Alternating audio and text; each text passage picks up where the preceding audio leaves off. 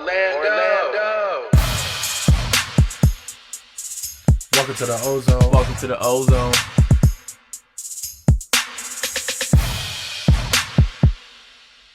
Welcome to the OZone. Welcome to the OZone. The voice of Magic fans. Welcome back to another episode of the OZone podcast, the voice of Magic fans, episode number 9. What's going on, boys?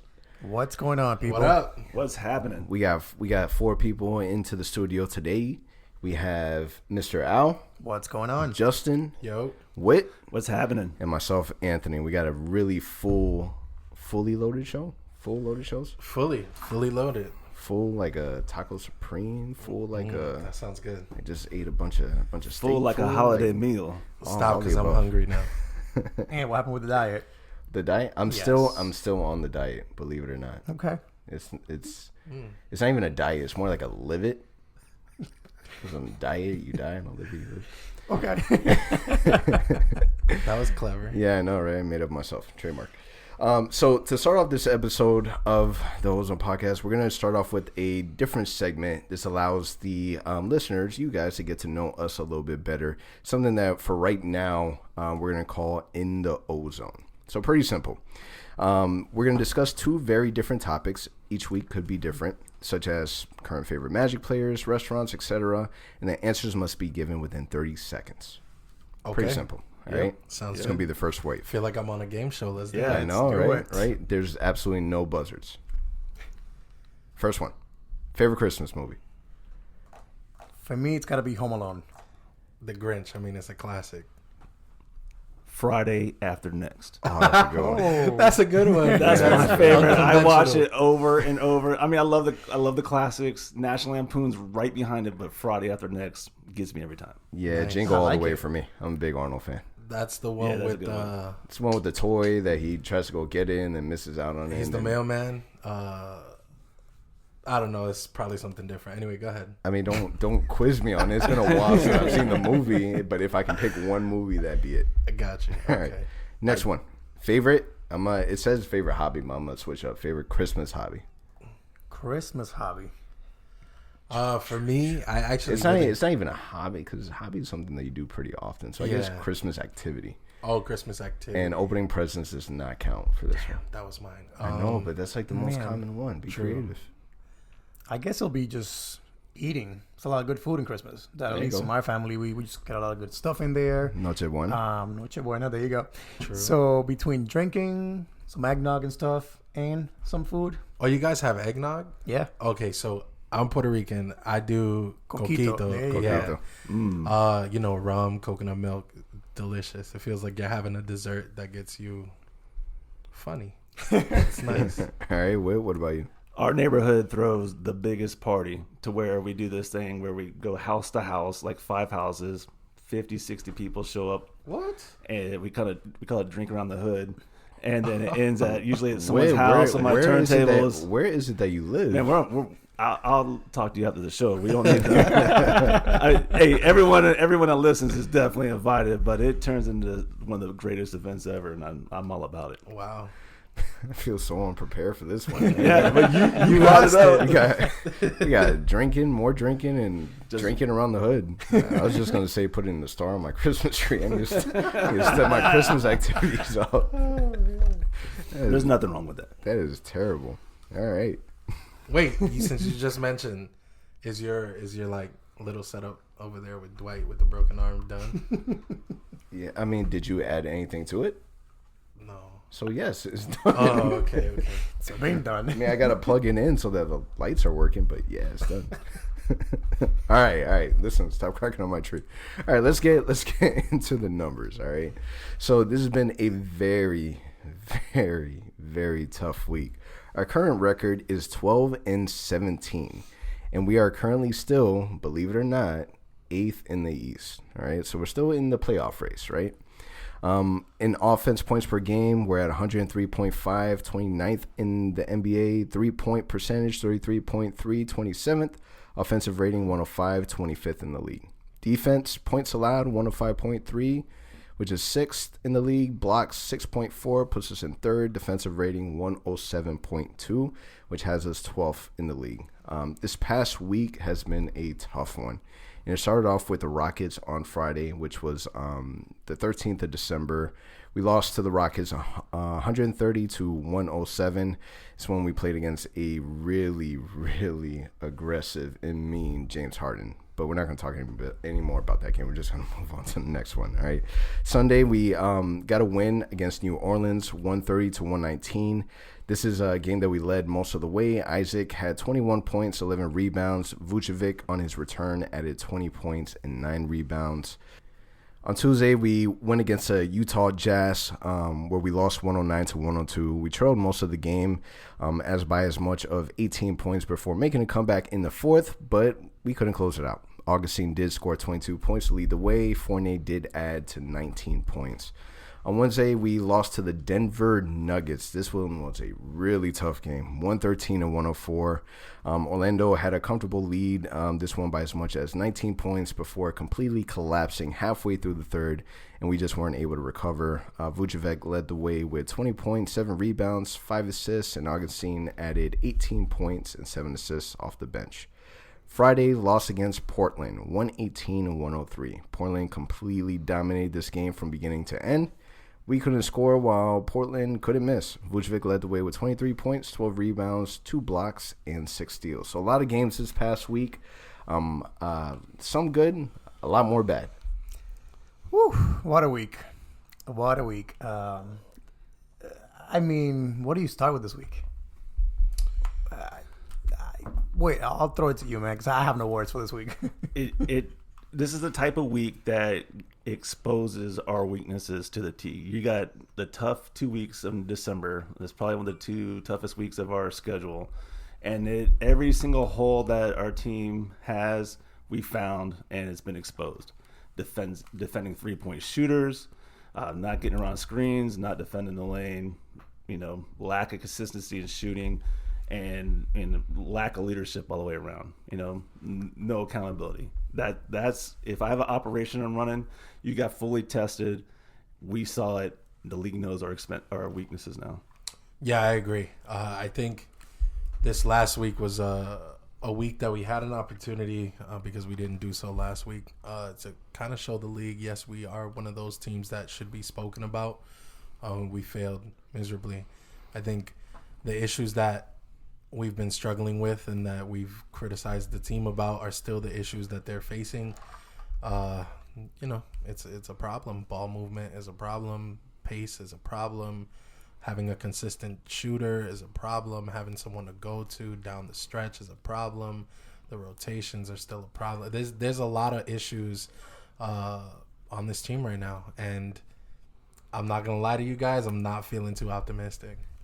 Is it fair to say that Utah, Denver, Portland, and the Rockets all have a better team than we do on paper? Sure. Mm-hmm. So are we expecting anything outside of that, realistically? I expected at least a split along the way, somewhere where we could at least go 2-2 or whatever, 2-3 for the week instead of 1-4. Realistically speaking, entering the week, I said to myself, if we can win 2 of those games, I'll be happy. And right. Where I'm going to go here is my point for the whole week, lack of progress. So we had the chance to win in Denver. We had the chance to win in Utah, and we won in New Orleans. So had we done that, 3-2 coming back home, I'm happy. What I'm really unhappy about and really just at a loss for words is a lack of progress. We looked exactly like we did last year, before we hit our stride towards the end of the season. But my concern is we have a proven point guard right now in Markelle Fultz who can run the show. We are playing well, we're healthy, and we look like last year's team. That's concerning to me. And the concern is, are we just a 500 team? And that's what we are. Right. So for me, it's not necessarily that we lost these games, right? Because like you said, these are better teams than we are on paper. To me, the problem is how we lost the games. Because if you're outscoring a team, right, if you have a 35-point third quarter, for example, right, or second quarter, I should say, and then you collapse in the third or you collapse in the fourth. The issue is not getting points up because you're showing that you can score. You're showing that you can play in transition. You're showing that your defense could be top level. The problem is sustaining it, right? And I can't figure out. I've tried to, step away from it emotionally and be like, okay, what's going on? Let's look at it pragmatically. And I can't figure it out. The only thing that I look at, and people will say, well, you can't blame Cliff because he's not the one shooting the ball. He can't force the ball in the basket. That is true. But you could control if somebody has a hot hand, you could control how long you're riding that hot hand. That's true. If the rotation on the floor is not working, you can make a change. You can sub someone in for energy. There's different things that you can try. And I think we're losing these games down the stretch because we're failing at doing the things that we need to do consistently. And then there's no change to try to bring us back to doing the things that we do well. So that's my issue. Right, team's gonna make runs. Right, we know that they're gonna make a 10-point run. Or what we are completely lacking is a player that can hit those jump points. That can, instead of making an 8 to 10-point run, is now a 4 to 6-point run. It's just, again, it happened every game this week where Right. we just allowed a 10-0 run, a 15-0 run, a 20-0 run, a 32-5 run in the case of Denver. Which is insane to me. How do you? It's not only this week, guys. It's happened throughout the season. It happened all of last year too. There were games last year in Minnesota. I will never forget that. We were up 18 points in Minnesota. We lost that game. Right, the game after that, Golden State last year. We lost 18-point lead. We lost it again. So that's what's concerning to me, is that we are seeing the same traits, the same DNA in this team. There's just no progress. And yet, Isaac is better. Fultz is here. Bamba's playing, at least. Playing better than last year. He's actually playing. Vucevic, even after the injury, is still Yeah. at that level. So I cannot put it together. What is the issue? We got the talent. Fournier's stepping up, so we're getting more Teams play are production lighting from us him. up from the 3-point line. Is Fournier stepping up though? Since Vucevic has gone back, Evan Fournier hasn't scored over 20 points once. Okay. Not once. And not, but to but- defend him, though, I don't think it's his fault. I think No, again, I'm not saying that. I it's his think fault. that goes back to the coaches. What I said last week. I'm concerned. Vucevic is back. What would our team look like now? And I feel like everyone took a step back since that happened. So living in a world where you expect Evan Fournier or you require Evan Fournier to be your primary scoring option is not a world where you're going to win. As a fan, as a supporter of him and his gameplay and his style of play, that's something that I realize. If Evan Fournier is the best player on the team, you're not going to win. Right. So it's not about Evan scoring more than 20, right? Because his career average is 16 and a half points, 17 points. So it's not about him scoring more than 20. The fact that he's scoring 20 is better than what he has done on average for his entire career. The point is that outside of Vucevic and Evan Fournier at this point in time, There's no scoring. there is no Nobody. scoring. So that gives you 40 points a game. And then you have Fultz taking 7 shots It's a lack of in a leadership. game. Who's our floor general? Who's the guy leading the charge on the court? You're not seeing it. I mean, Evans putting it on his shoulders, but like you're saying, he's not our primary option in any team. Right.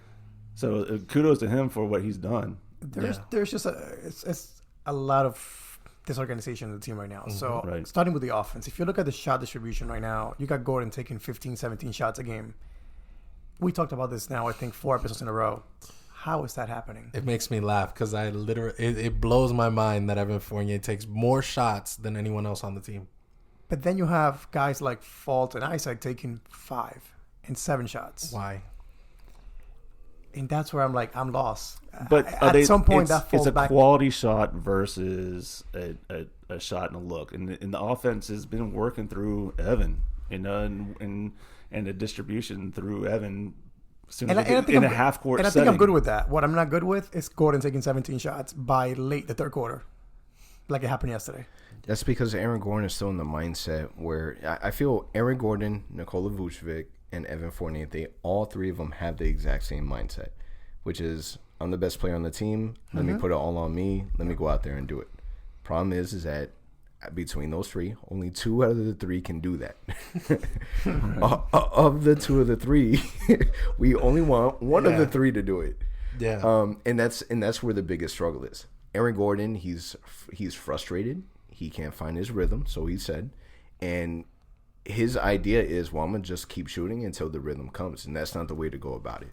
Correct. If you can't find your shot, then your job is to help your teammates find their shots. Right. Go in there and do the little things. Grab the rebounds. Play Aaron, defense. if you're listening, you score best in transition. You're not the guy on the post. You're a transition scorer. Look at Grant Hill back in the day in Detroit. Watch how he scored. You mimic that, you'll be a good scorer. Yeah, I think he has to. I think he has to understand. So there's certain players, right? Like Terrence Ross. If Terrence Ross is cold, you know he's a shooter. He's proven that. So you want him to shoot to find his rhythm, right? Aaron Gordon is not that. So you're not scoring from. There are games that you hit a couple 3-pointers, yes, but you're not scoring from range consistently, and then your resort to fixing that is shooting more threes that you're not hitting. Right. And that's not your game. Like I'm frustrated. I know all of you guys could hear it, but we're with you. We're with you. We know we love our team and we love the team, the players on it. We want to see some wins. We want to see it turn around. Right. I mean, in their defense, right? It is a West Coast road trip, which is by far already difficult. Mm-hmm. Have any of you ever played basketball, like in Denver, Utah? Seattle. Oh yeah, Seattle. definitely. Yeah. All right. So they're playing above 5,200 feet above sea level, right? Okay. There is a difference. Mm-hmm. Like when you're playing that height, you're automatic. You can run more. You don't run out of breath. Like if you play there consistently, you don't run out of breath. I was there in February, and I was like walking around because we were in a mountain and literally could not breathe. I get it. So I'm not saying that's an excuse. Mm-hmm. I'm just bringing that up as a really cool fact that I just want to throw in there. Right.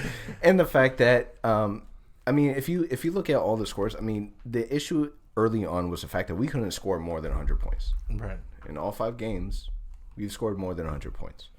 We just weren't able to get it done. But now we can defend. But now we can defend. We can't play any defense right now. Now we can't play offense or defense. Right. We're in the courts playing against these teams and making sure that they make money.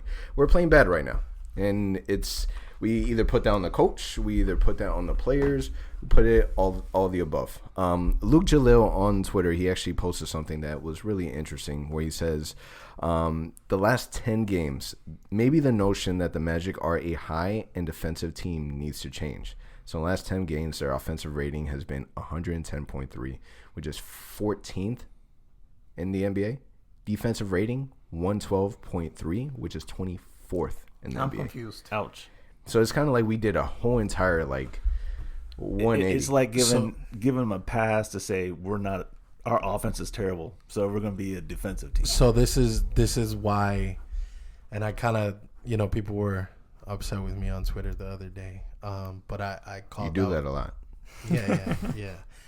I called out Clifford because the entire reason why Clifford is the coach here, right, was because he was going to instill this identity that we were going to be a defensive powerhouse, and that although our offense wasn't to, make a play on Aaron Gordon's words, although our offense wasn't going to catch up to our defense was going to be so good, right, and we were going to limit teams so much that if we scored 100 points or 95 points a game, we still had a chance to win, and that's fine.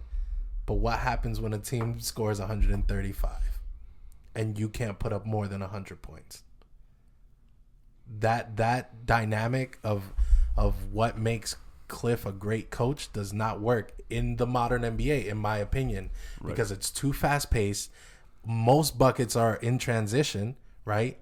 And the ball moves 2 times faster than the players do. So the only way to win in today's league, people can say what they want. The only way to win is to have offensive production. Your defense could be great, right? But if your offense is not at least average, you're still going to lose. And our offense is not average at this point. I mean, my issue with that is there anybody out there right now that is better As a head coach? as a head coach? And if any of you say David Fizdale, I'm walking out. No. Well, I wasn't going to say David Fizdale. I think David Fizdale should be an assistant coach on the team. But I think Steve Clifford should also be an assistant on the team. And I got to give credit to the coach in Toronto. I mean, yeah, he had Kawhi last year, but they're still going at it. And if you watch his rotations, their offense is beautiful. Beautiful. And the season that Toronto let go of Dwayne Casey, right? Which was the end of the season before last. So Orlando had a chance. Popovich out there. That's the he's standard, a genius, right? That's a standard. But Orlando had an opportunity to bring Dwayne Casey to Orlando instead of Steve Clifford. You saw what Dwayne Casey did in Toronto, and to say that, to take anything away from Dwayne Casey and say that he wasn't the reason why Toronto won a championship is a little crazy. To me, Dwayne Casey built that system. Yeah. Oh, I agree. And Nick Nurse was Dwayne Casey's assistant. So Dwayne Casey should have been who Orlando pursued. And I think, I'm not saying that Steve Clifford is a terrible coach, because that's not what I'm saying. But I think he has a ceiling, and I think we've reached that. Already, though? Yeah. So the only reason why I find that hard to believe is right now, currently, our first 29 games, we're 12-17. Last year, in 29 games, we were 14-15. So the record isn't too far off. We're still 8th in the East. We still have a really good shot at obviously making noise in the playoffs. And I still think that eventually we'll get there. Now, if we're talking about post All-Star and we're still having the exact same struggles and we don't hit that turn, then I think it's okay. There's something wrong, because is it the players, or is it the coach, or is it just both? And all of it's not working. We need to do drastic changes. And I agree with you. I don't think I expect this team to make a coaching change, at least for another year at least. Right. We've had too many coaches come and go in Orlando. They're locked in with Clifford. They liked him when they were with Milwaukee. They almost hired him. Right. They're going to keep him. There's just no way they're going to change a coach right now. The only thing, again, that I wish Clifford would just adjust is the rotations and the little things that we know he's so stubborn and so hard-headed on certain things. Just adapt to today's NBA a little bit more. I know it's easier said than done, but it's like you said, Justin. His game plan in today's NBA, it looks outdated. Right. He slows it down when this team wants to run. This team's best at up-tempo. I don't understand, and I agree with all of you guys, but I don't understand how on a team, right, that you have Markelle Fultz, Terrence Ross, Jonathan Isaac, Aaron Gordon. Like, all of these guys are athletic dudes who could run, right? But somehow you want to play through Vooch, which is understandable because he is your best, most consistent player. But then you want to play the half-court game. Like, that doesn't make sense, right? Because if you want to win games as a team, you're going to use your best attributes, right? And you're going to try to maximize those attributes to win. And it feels like he's not doing that. It feels like he's, in his mind, it's more consistent to play through Vooch and slow it down. So that's what we're going to do, even if it's at the detriment of the entire team. And I'm not saying that he needs to be fired, because that's not going to happen, obviously, as Al said. And there is, at least from first glance, I don't see a better option available right now. But I think that Cliff needs to have a meeting with, or John and Jeff have to have a meeting with Cliff and say, hey, Cliff, we really like you. There are certain reasons why we brought you here, but this is not working. We need to try something else. Just throwing it out there. If the Magic did decide that, hey, this is not working, right? Mm-hmm. Let's get rid of all our vets. Let's get rid of the coach. Let's start off from scratch, right? Let's play our young players. A coach that I would like to see, since the Magic are really, really into the whole selecting people that have ties to the organization, Penny Hardaway, future coach. Mm-hmm. Just a thought. I like that. I would, honestly, Nick Anderson. No. Nick Anderson, I'm telling you, he knows the community, obviously, but he knows the game. He knows the culture. He knows what it takes to win. And no one thinks about him. I'm a huge Nick Anderson fan, and he's underrated when it comes to his basketball IQ. I like Nick Anderson, but he's your coach, and our free throw percentage goes down. That's right. Wow, man. Sorry, I like the Penny idea, and And I think there's this aura, there's this like, I don't want to say godlike, but there's this like mystical kind of appeal to Penny Hardaway. But I think that for this team to win, we can't experiment with a new college coach. We can't experience with someone who has, I don't even know, Nick Anderson has coaching experience?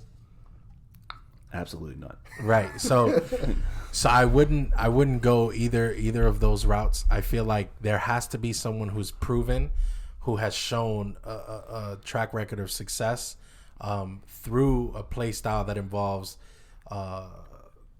like fast pace, heavy ball movement, transition basketball. Those are the three things. If Orlando decided, hey, Cliff, it's over, we need to go in another direction, those should be the first three things that whoever's interviewing for that job should say they would implement into this team. Anybody who talks about defense, slowing things down, and playing the half-court game has to go somewhere else. Right. Well, Jason Kidd went straight to a coach. I like Jason. Yeah, but I like Jason Kidd. I'm not dogging on him. I'm just saying there's guys who never coached outside of They can do it, yeah. They can do it. Well, I mean, but you also have to argue, did Jason Kidd really do it? I mean, he was a coach. He was in Milwaukee. No, I mean, he. If we're talking about Jason Kidd in Milwaukee, he made Milwaukee relevant. Well, granted, yeah, that's with Giannis, but yeah. he still made Milwaukee was nothing. Toronto was nothing. That's a good point. And now they're something more than what we are. Yeah, so that's a good point. True. All right, but let's get into pass or shoot. That's it. I'm done talking about last week's game. So for the very first topic for pass or shoot, Seth Aurora from Orlando Magic Daily listed certain players that the Magic should target for an Aaron Gordon trade. And he listed these 4 players. First one was DeMar DeRozan, Drew Holiday, the obvious D'Angelo Russell, and C.J. McCollum. I'm going to pass. Shooting. Like, shoot. No, don't pass. Take it back. Say shoot. You know why one that we you should know why all I'm passing? agree on. You know why I'm passing? Because I'm realistic. And the reality is Aaron Gordon will not get us those players. Not right now, not. Oh, not No, Aaron, no, not I disagree with Aaron that. Gordon by I'm himself. gonna shoot. And I also have to qualify by saying that initially I was like, DeMar DeRozan, hell no. But thinking about it, I was having, when we went to the Rockets game, me and my dad ended up going, but he was talking about the DeMar trade possibility, right? And he brought up a good point. He said, there's nobody on this team, because he was getting super frustrated with James Harden just like cooking us all night, right? So he was like, there's nobody on this team who can close the show for us. Like, there's literally nobody, Exactly. right? So, and I was like, yeah, but DeMar can't shoot threes. You know, he would be a detriment down the stretch if it was a close game, this, that, and the third. He was like, you could shoot a 3 and you could miss it, or you could hit 2 2-point buckets. Which one would you prefer? Depends how much time is left on the clock. That's true. That's true. But it made me think, right? We don't need DeMar to be a superstar. We need DeMar to give us buckets down the stretch that we could count on, right? That could change the game so that we're not in late game. I need to heave up a 3 to possibly win. And I think DeMar could be that guy. So there would have to be, something would have to be added, because I feel like DeMar's age is kind of an issue. It doesn't necessarily fit with our timeline. But I think DeMar is somebody that our guys could learn from and will immediately produce way more than AG is producing at this current moment. And D'Lo and CJ, we've already talked about that. We all know we're on board for those trades. No, I agree. I'm going to say pass, and this is why. We don't recruit free agents here well at all. I'm trying to think of the last big star free agent we recruited besides T-Mac. Rashard Lewis. Rashard, yeah, definitely. And we paid a lot for him. We had to overpay the crap out of him. Right, yes. and he took us to the finals, and I give him a lot of credit for that. But, I mean, we're not a hot spot that people want to come to. Especially when you're 4 hours away from Miami. Let's be real, right? And that's where the point I guess I'm getting at is what's in our culture that, you know, makes people not want to be part of this organization. Is it up top? You know, is it Alex Martin? Is it? I don't think it's a brand. People like Orlando. Families like Orlando. It's just the small market thing. We're growing big time. But that's the problem. You're saying, yes, families do love Orlando. Right. But we're talking about kids that are 19, 20, 23, 24 years old. that are millionaires. Yeah, they don't mad want money. family. They don't care atmosphere. about Disney and Disney Springs. Yeah, and that's the thing. That's the thing. No one. But that and which is why if we're not going to attract an all-star to come play here, we have to go get that all-star. Yeah. And Right. do that by trading your assets. And Aaron Gordon, no matter how bad he's playing this season, he's still an asset. And I think that it sounds stupid, but his value is going to grow even more the minute that he wins this year's slam dunk contest. Just he's marketable. He's a marketable type That's of player. assuming he wins this year. So I mean, I'm speaking it into existence, Justin. I don't need your negativity right now. Look, and I agree with you, because when you think of other cities that don't really have an appeal, like Milwaukee, nobody wants to go there, but they drafted Giannis, right? Right. Minnesota, it's cold as hell. Nobody wants to go there, but they drafted Karl Anthony Towns, right? So I get it. I think we have that guy in Jonathan Isaac. I think we've lucked out in bringing Markel here, because I don't think Markel, under any other circumstance, Would have ever chosen Orlando. would have chosen Orlando. But because of his injury history and what happened in Philly and how Orlando kind of took all the pressure away from him and was like, we believe in you. We're not going to rush you. Whenever you're ready, just know you have an entire city of people that are backing you up and rooting for you. So I think that goes a long way. To me, Aaron Gordon does not fit. You know what I mean? So, and I don't necessarily agree when you say that his value is only going to rise. I think the longer he goes, right, without making that jump, it's like, okay, dude, you're in year 7. What happens now? I mean, how many years are we going to give him before it's like, it's not connecting, it's not meshing, this isn't the guy that we thought he was going to be? I think realistically, if we're looking at the players that Seth Aurora had mentioned, obviously Aaron Gordon by himself isn't going to cut it, right? Right. And I think that in order to bring a player that can really make a substantial difference, we're going to have to overpay. We're going to have to get raped in the deal. 100%. There's no other way. I honestly can't see it, because we don't have enough pieces that without it would make sense to another team. Like Aaron Gordon, and what else would make sense to bring in a player like that? It's got to be multiple draft picks. It's going to have to be draft picks. It's going to have to be another player. It Expiring contracts. might have to be a player that has potential, like a Mo Bamba. We would really have to give up a lot. And that's why I say pass, because I know this front office moves like snails, and they're just not. They're not gonna make a trade. They're just too slow for that. So right now, They're too slow for that because they're still very new into this team. And, Exactly. and I agree with you. They're super careful. They're cautious. They don't want to rush into anything. But eventually, that has to happen. Something has to be made. Eventually, they have to make a risk. They haven't made any risk. The biggest risk that they've done so far. Markel. But that wasn't even a risk. That's true. Yeah. The biggest one was Mo Bamba. Drafting Mo Bamba. That was their biggest risk that they've done. What else have they done? They traded for Jerry and Grant. There's been zero risk. Nothing. It's either between drafting Mo Bamba or giving the contracts that we've given to Aaron Gordon's, Nikola Vucevic, but that's not even a risk either. Like I'm talking about like major risk. I just don't know, man. I don't see them again making a move just yet. And again, I don't think they'll make that big deal right now where they give up Gordon and say Bamba or multiple picks. Even though I've been saying it for a while now, we should trade a couple picks now. We have way too much youth in this team as it is to develop. We don't need more rookies coming on board next year and adding to that. So I think that the time is now to make that move and say, hey, Gordon, a couple of picks, protect the second one. It's now. But you don't. Who wants Gordon in a pick though? Like, that's the thing. Like, what's out there? You know, like, and it's not on the list of what was his name? Was it Seth Aurora? I said the name like 3 times. Yeah. Seth Aurora. So it wasn't on his list, but one player that I think if we add the right pick value to and Aaron Gordon to, that I think we could steal is Spencer Dinwiddie. And Spencer Dinwiddie, for me, is a guy who could help us immediately. He doesn't. I wouldn't say he has the same level of athleticism as Aaron Gordon, but he has admirable athleticism. He can shoot. He's proven that late situations, he can do what needs to be done, and he's vocal. He's a leader.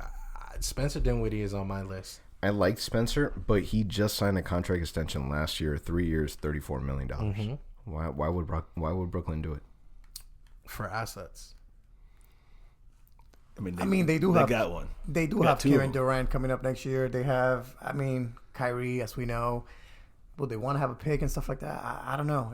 But I like him a lot. He will make a lot of sense here. Again, Gordon's value, I think, right now is just too low to even get a Spencer Dinwiddie right now. That's where we're at, unfortunately.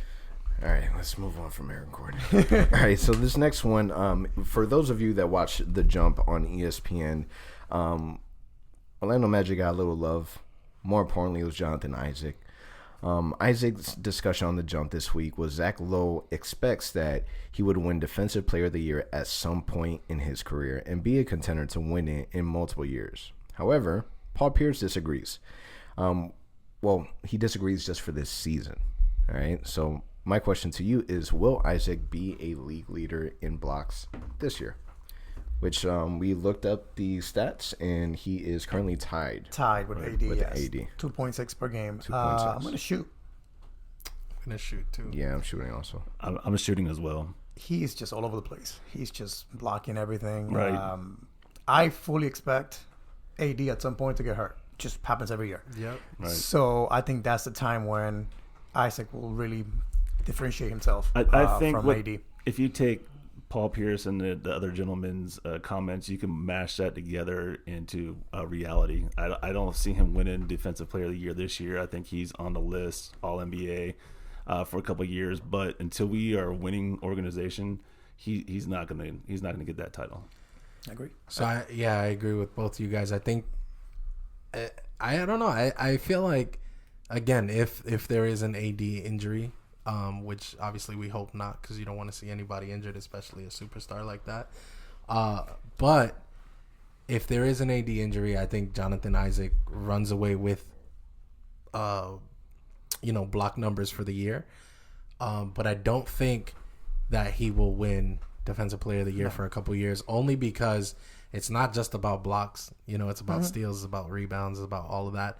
And also, you can't be an 8th seeded team. You know what I mean? Yeah. Exactly. You can't win any league award if you're barely making the playoffs. Yeah, I think from that award, we're still about a couple years away from that. Mm-hmm. But Unless something crazy happens, unless Steve Clifford is like rotations, let's blow rotations up. Everybody play, whatever, and they finish top 6 in the East, and he's like killing AD on blocks per game. That's a conversation we can have. And one little last piece on this: if you look at the winners, they have an intimidation factor. They get respect on the court, and you don't see that with Isaac yet.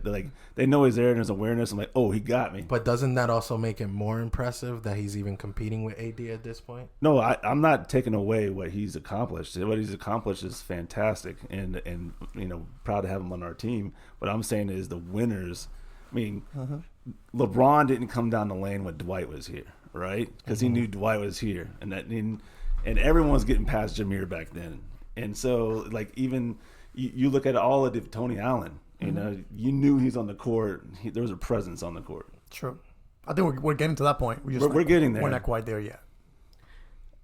Although I agree that I think that he can, I don't care about any of it. I really don't. Right. Does it translate to wins? That's what I care about. Is he the only player doing it? That's what I care about. Right.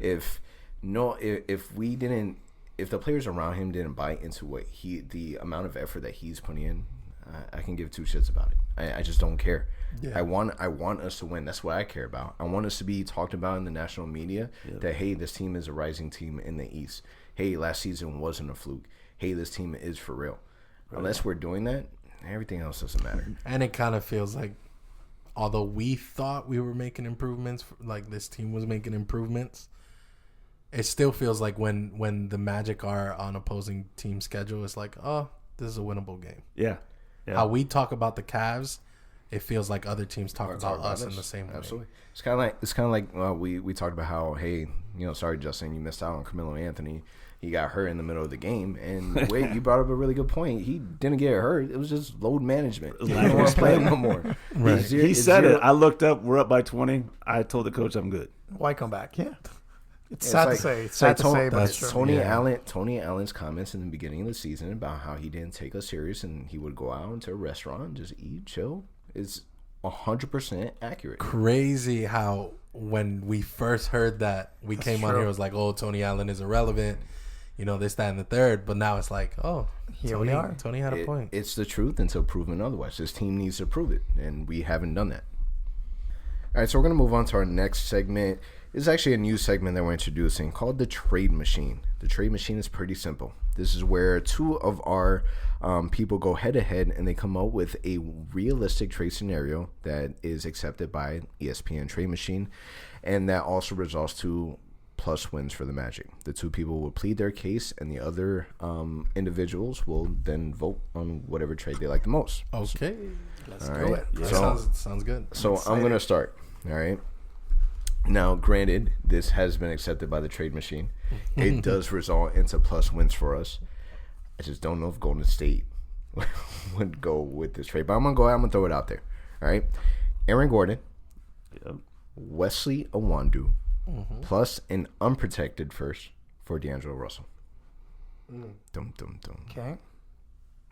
The reason being is we've talked about it plenty of times before. Aaron Gordon does not fit our system.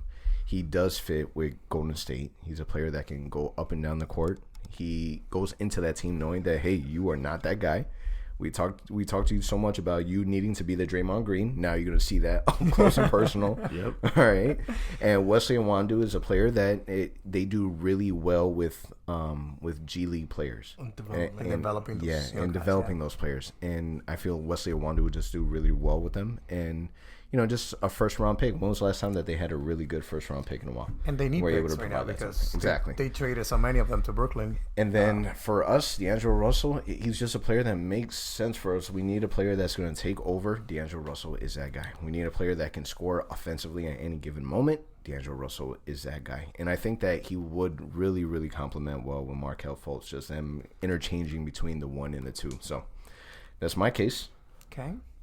I love that. I love that option. I love to see that So happen. we're going to count Witt's vote because Yeah. he's going to be the other one with the trade Okay. machine. Yeah, He's yeah. going to add his vote towards mine.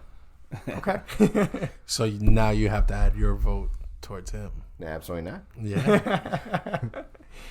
So, wait, you got another trade for us, right? I mean, we can still talk about his option, but I think the internet world has definitely covered that as well, right? So mine's a little outside the box, and I'm going to tell you the reason why first. I'm thinking the system, the Cliff's vision of defensive minded, but can spread the floor a little bit. I'm saying and want to add some toughness because I think Orlane needs some toughness. I'm interested. The buildup is Yeah, crazy. yeah. Well, because here we go. So Gordon and Iwundu for Julius Randle.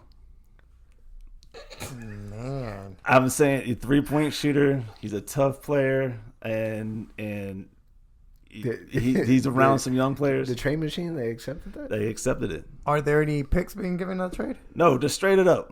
It's outside the box. Hold on. Straight up, AG and a one-do for Julius Randle. With no unprotected first. With just straight up Just trade. straight up trade. And then it's unprotected first, Wes, and AG, for D'Lo. AG for D'Lo. Okay. And now it's up to us to determine Then who's you picked. two Man, oh, decide. man. Al, you have the first honors of being Let's able to do this. Yes. So, I mean, if it's up to me and I'm in the front office taking those calls and accepting one of those trades, of course I'm going to go with D'Angelo Russell because of the fit that we know he'll have with this team. But we know we need a guard that can shoot. We know that. So, and it will be more of a modern team. We can now spread the floor more, shoot more threes. Right.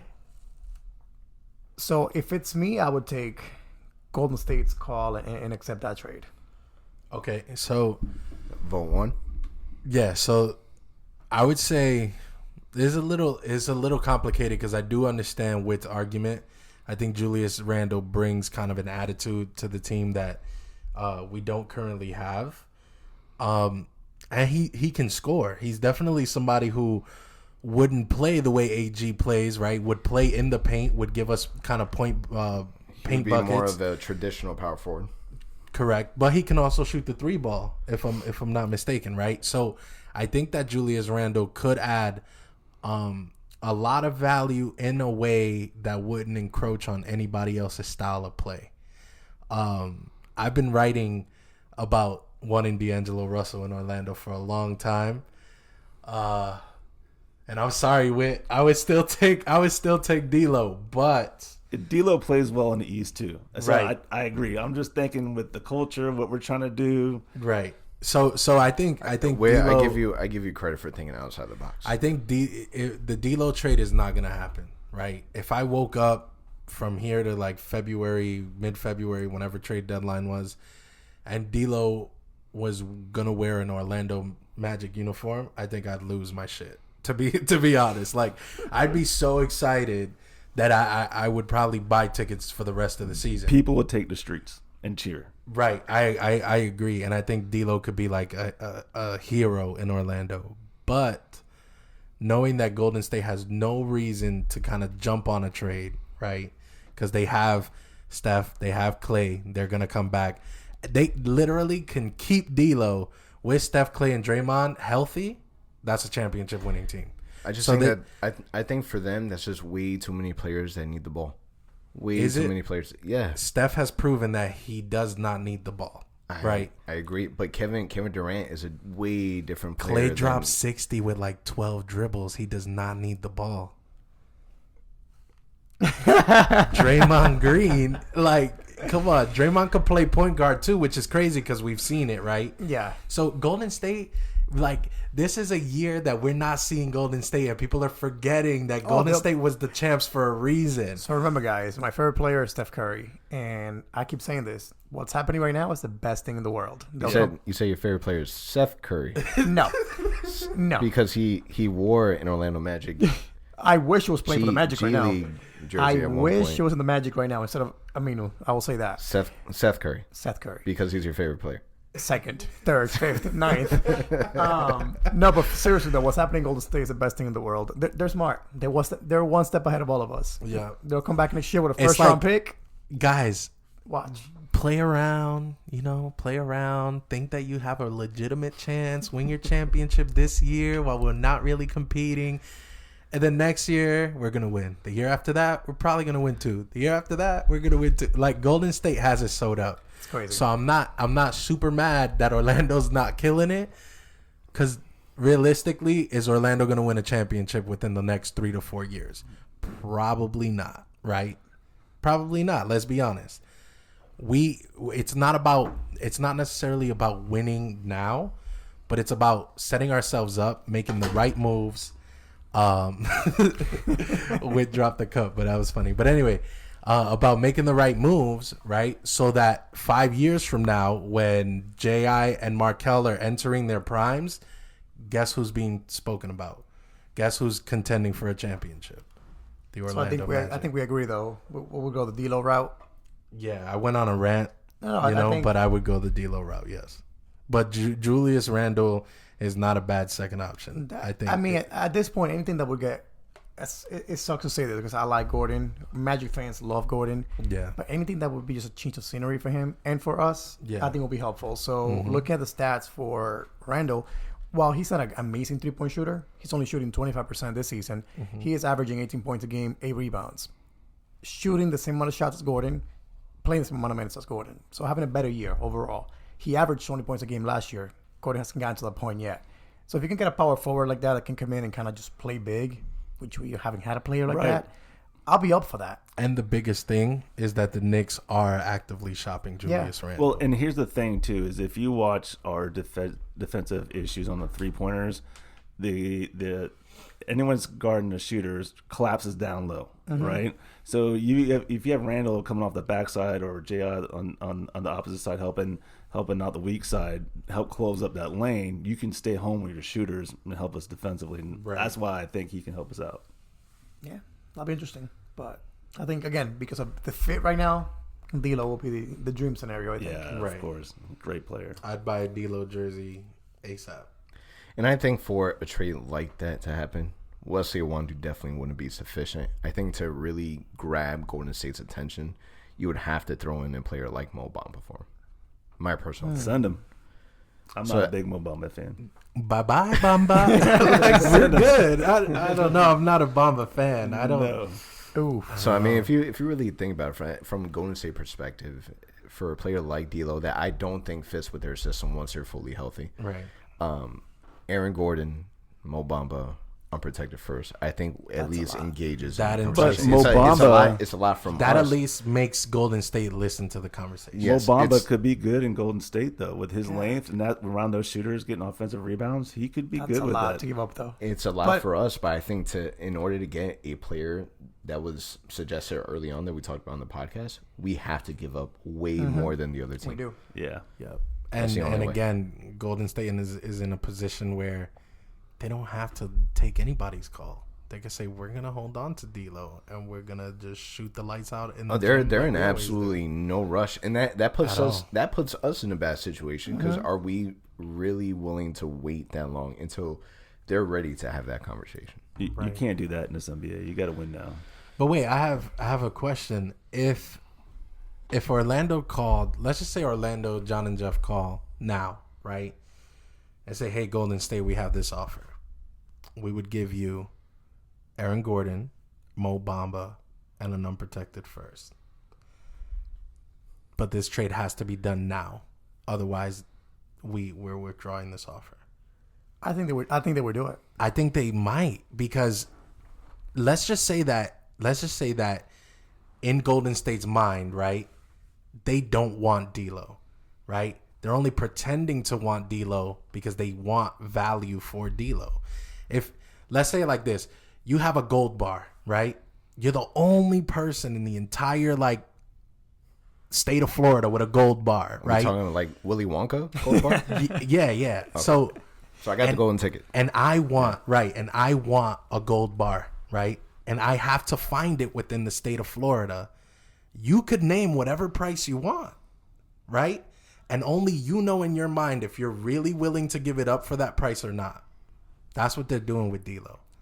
They could say this is what's gonna take to get him, just to see who's gonna offer what. So sell your soul for D'Lo. And not necessarily. I don't know if trading Mo Bamba is selling your soul. I'm just saying them to the NBA. Yeah, because whether they're bluffing or not, it's irrelevant. Because if you want D'Lo bad enough, you're gonna offer more than you probably should, and they're gonna say, "Of course, we'll do that," because we didn't want D'Lo to begin with. We just made you believe we did. So Golden State is in a perfect position, man. I don't know. It'd be interesting to see how that dynamic works because you would have Markelle Fultz, D'Angelo Russell, Evan Fournier. Do you think Evan Fournier and D'Lo would work out? I think Evan Fournier, under the right circumstance, is capable of doing so much more than we see of him regularly in Orlando that it's frustrating to me. I think that you put the team in a position where Vooch is not your main guy, Evan Fournier is not your main guy. Mm-hmm. You put a player that can get a bucket whenever the hell he wants, Right. and it changes the dynamics completely. Oh, in big the time. East. Totally. Big I time. like, for example, and this is not going to turn into another 10-minute conversation, but Evan Fournier in Portland, right, in my mind, would be terrifying. I think Evan has the skill set to thrive in a fast-paced kind of system. He's just not in one. Mm-hmm. So, I don't know. It's really hard to kind of put a cap on what Evan can do because I think our system is not bringing out the best in him. So, Not bad for our first trade machine, Whit. Yeah, let's do it. Not Keep bad. it going. All right, so let's jump into the next one. Get off your chest, which is one of our favorite segments. First one's coming from Instagram on Orlando Magic HQ from Stock Tip Dave. Stock Tip Dave says they need to fire the coach and trade Aaron Gordon and stay away from the three-point line. It's killing the season. There has been zero improvement from last year to this year, and it is embarrassing. I mean, I think we touched on all those topics already. Yeah, and we all but agree. we all agree. The firing the coach, we know it's not going to happen. Trading Gordon, keep looking. The reality is I see it being evaluated this summer. After the season's over, Yes. it's going to get all evaluated. I think so too. It is embarrassing. Thank you. Next. All right, this one is coming from Brandon King B. Harris from Orlando Magic fan group Magic Nation Facebook. I feel like we are so close to being great, but the players themselves don't believe it enough. Is confidence an issue? Yes. I think it is. Not for everyone, but for a few. Yeah, I think the only one that really has confidence out there is Fournier. Like, you know he believes he's good. He can get a bucket as needed. I think Markel too, but also showing a little bit of confidence. I feel Markel is like wishy-washy with me, like in terms of confidence. Like, yeah, he takes the 3-point shot. Yeah, you see that he has a big play, slams it in, highlight reel, house of highlights, the whole nine. But I feel like it only comes in spurts, right? Yeah. Like, I feel like confidence is really just going out there and attacking nonstop. Evan Fournier is a really good example of that. I think the player with the biggest lack of confidence is AG, which if you're lacking the most confidence of everyone on the roster, but yet you're shooting the most shots of everyone on the roster, it doesn't really concerning. work. And it shows. I'm going to disagree with all this. I think our team is very confident. I just don't think they've figured out a way to really put it together. Right? Let me ask you this then. But I think they lack swagger. Are they too confident? And they're showing up to games thinking they're better than they are. I mean, like, my opinion from watching the games and being actually with my seats close to it, seeing it, I think they think, all right, we can just turn it on any point in time, and we can get back into this. We're like, all right, that was a bad quarter. Now we're going to turn it on now. And I see how it agree, goes. but and I agree with you totally. So I think it's not a lack of confidence; it's a lack of reality. I agree, because I see that happen way too often, where they're like, all right, we're down 18, we can come back. Yeah. Or they're up 19, but then all of a sudden they think they're too good, and then all the team catches up. So it can play either way. Yeah. It could also be that we're just way too confident thinking that we're really a really good 3-point shooting team. And we're not. We're not. What are we now? 29th again, or whatever it is? I already did the numbers out. We're jumping on to the next one. All right, so the next one also comes from Facebook, Orlando Magic fan group, from a Sir Michael Jones. Sir Michael Jones says, I feel like the core three of Vooch, Fournier, and Gordon are too much of the focus for this team. I feel like the entire team played better and at a faster pace when Gordon and Vooch were out. The team played better because they had to. The Magic need to get rid of 2 of the 3 amigos. Gordon has the best looking fadeaway in the NBA. The shit doesn't go in, and he fades when not necessary. So, the Gordon has the best looking fade. Okay, we're gonna exclude the Gordon has the best looking fadeaway. I think he was being sarcastic, but was he? Yeah, okay, yeah. so still, let's just in case, let's disregard that. Let's focus on the first part. Yeah.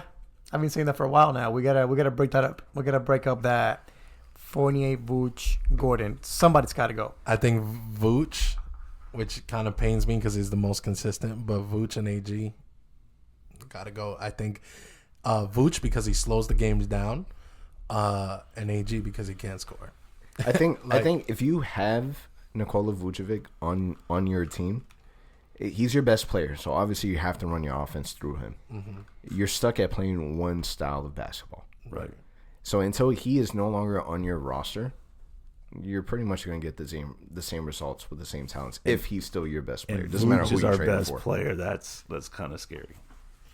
Right. That's the thing. We got to turn the page because So The Lakers got 2012, LeBron. The Trailblazers got Dame. Brooklyn has Kyrie for now because KD's injured. We got Vooch. Well, Vooch is really good, but he's not on the He same would be level so with those much guys. better as a second best option. Yes. second option. Yeah. And before you got in here, we were talking this before we started. In 2012, we started the post-Dwight era.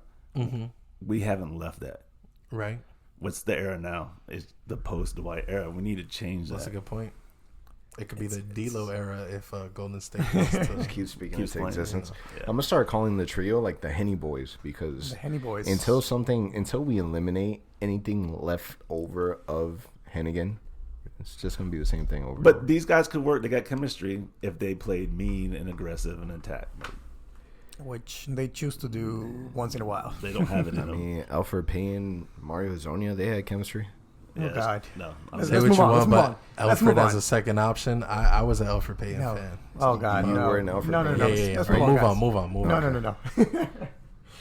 All right, so let's get into the week ahead. So completely done with our West Coast trip. Now let's get back to like playing against our Eastern teams because we feel way more comfortable with the Eastern team. So Monday we take on the Chicago Bulls. Friday versus the good old Philadelphia 76ers.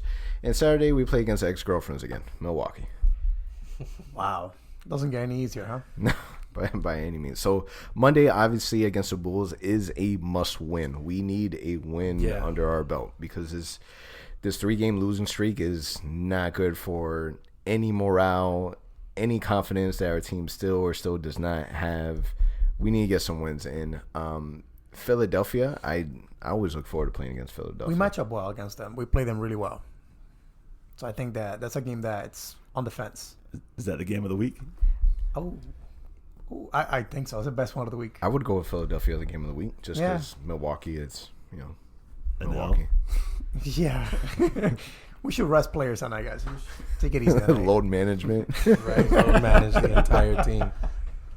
No, but I agree. I think Philly should be the game of the week.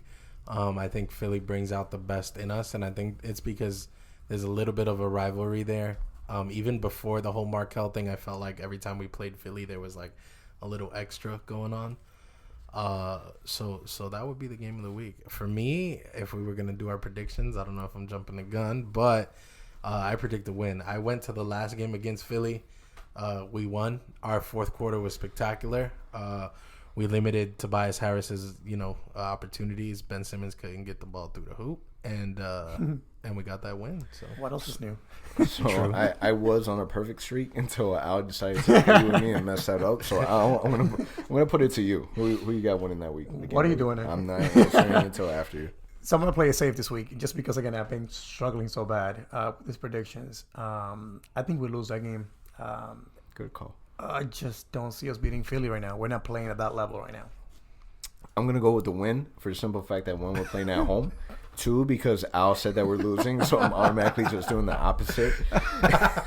And the idea of playing against Philly and it's just Markel's revenge game, I am expecting for him. how many times are we going to say it's Markel's revenge game? Until he gets revenge. I need him to drop over 20 points against Philly. That's what I need from career. Markel. All right, so he had 19. So career high against Philly is what you're saying? Yes, career high. All right. The way that he slammed it in Portland is what I need him to do Against Philly. There you go. I woke up this morning, by the way, because we have a group text for the OZone. But I woke up to OMG Markel or something like that. I was like, what did he do? But I didn't have time because I had to run to work. And I didn't get to watch it until literally like 6 p.m. today. And It was sick. That was nasty. It was nasty. Yeah, what doesn't make it nasty is the fact that we're already down by 15 plus points and there's 3 minutes left in the fourth. Oh, man. Celebrate greatness when it happens. Yeah. That was the only positive thing to come out of it. All right, what about you? And Murphy's Law, I'm thinking I should put that into play here, but I'm 0 for 2, but I'm going with a win. Defend the house. Yes, Whit. Let's go. do Let's it. Let's do it. So I hope I lose this week. I don't care because I want to see the Magic win. But I'm playing it safe.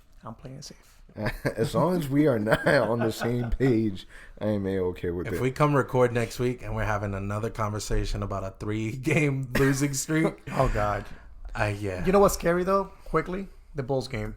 We just do not match up well No, I against think them. we smacked the Bulls. I don't think hope it's so, close. But if you look at last year's games against the Bulls, Yeah. we did not play well against them. So All right, that's listen, if we scary. go on another 3-game losing streak, we're bringing the bottle out to the next one. Okay. Let's do it. 100%. For New Year's. Drinking our sorrows away. Drinking during the podcast is happening.